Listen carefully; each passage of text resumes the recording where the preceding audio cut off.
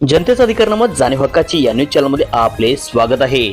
विशाळगडावरील अतिक्रमण विरोधी कारवाईला स्थगिती, हायकोर्टाने राज्य सरकारला सुनावले। कोल्हापुरातील विशाळगडावरील अतिक्रमण हटवण्यावरून गेल्या 2 ते 3 दिवसापासून मोठा वाद सुरू झाला आहे। मात्र विशाळगडावरील अतिक्रमण हटवण्याच्या मोहिमेला हिंसक वळण लागले।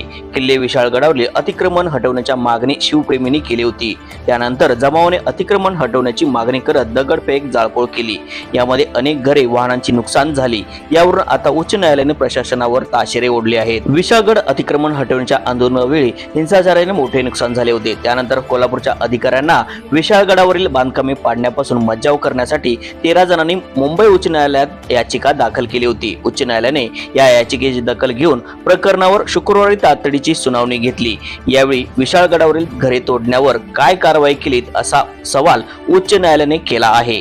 उच्च न्यायालयाने या प्रकरणी राज्य सरकारला प्रतिज्ञापत्र सादर करण्याचे निर्देश दिले आहेत। विशाळगडावर एकूण 158 अतिक्रमणे आहेत। त्यापैकी आतापर्यंत 100हून अधिकावर कारवाई करण्यात आली आहे। ही कारवाई थांबवण्यासाठी 13 याचिका मुंबई उच्च न्यायालयात दाखल करण्यात आल्या होत्या।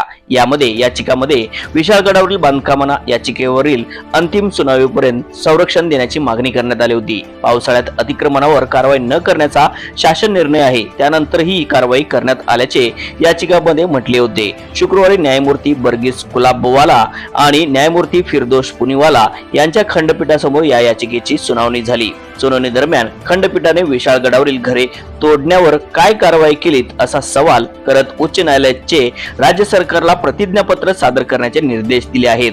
तसेच यापुढे एकही बांधकाम तोडल्यास प्रशासनाची खबर घेऊ असा दम उच्च न्यायालयाने राज्य सरकारला भरला आहे। कोर्टाने शाहूवाडी पोलीस ठाण्यातील वरिष्ठ पोलीस निरीक्षकांना 29 जुलैमध्ये उच्च न्यायालयात हजर राहण्याचे आदेश दिले आहेत।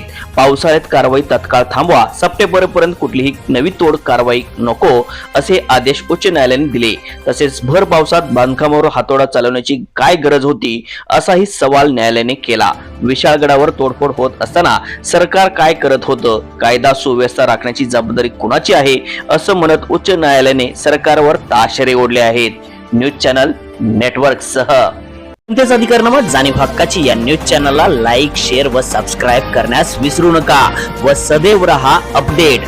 जाहिराती व बातमीसाठी आजच न्यूज चॅनलशी संपर्क साधावा।